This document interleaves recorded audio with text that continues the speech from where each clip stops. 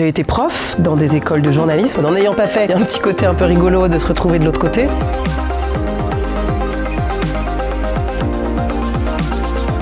Je pense qu'avoir la possibilité de s'identifier à des parcours qui parfois résonnent parce qu'ils sont singuliers, c'est aussi hyper important. Et puis c'est important de dire pourquoi on fait ce métier. C'est pas me, myself and I. C'est d'abord comment on fait pour parler des autres et pour être ce quatrième pouvoir de la démocratie. Et en ce moment, c'est quand même un vrai gros sujet.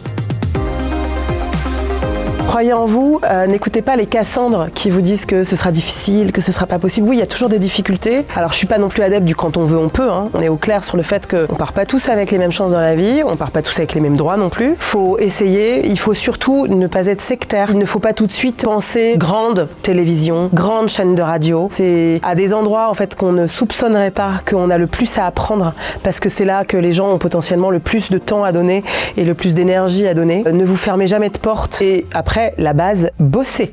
Bosser, bosser. C'est l'écoute. Je crois qu'aujourd'hui, on crève d'une crise de l'écoute. Il va vraiment falloir qu'on redevienne aussi un peu humble, qu'on arrête de parler de nous et qu'on fasse en sorte de parler enfin des gens, de ceux qui disent depuis très longtemps. Il faut donner à entendre le réel tel qu'il est, ne pas juger. On n'est pas là en fait pour donner des leçons parce que j'estime aussi et je fais confiance dans l'intelligence des gens qui m'écoutent. C'est à eux de se faire un avis. C'est pas à moi de leur dire ce qu'il faut penser. Écoutez, donner à entendre, ne pas juger et travailler.